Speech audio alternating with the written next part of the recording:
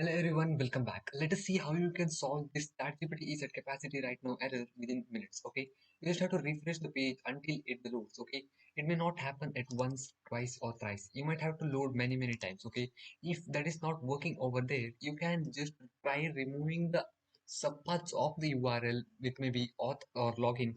Just remove it and press enter. It might load. Yes, as you can see over here, this is loaded as you have removed this the subpath over there.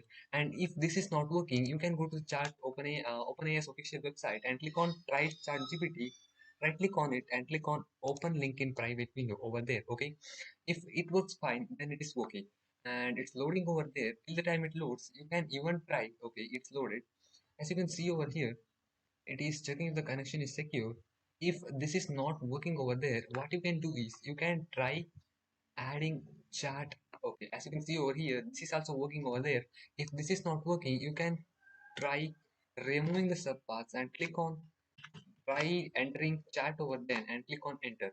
This works in all the devices. It might be in the mobile or anything else. As you can see over here, all the three methods which I have followed over there is working. I hope this is helpful. Make sure to subscribe to our channel and like the video. Thank you all.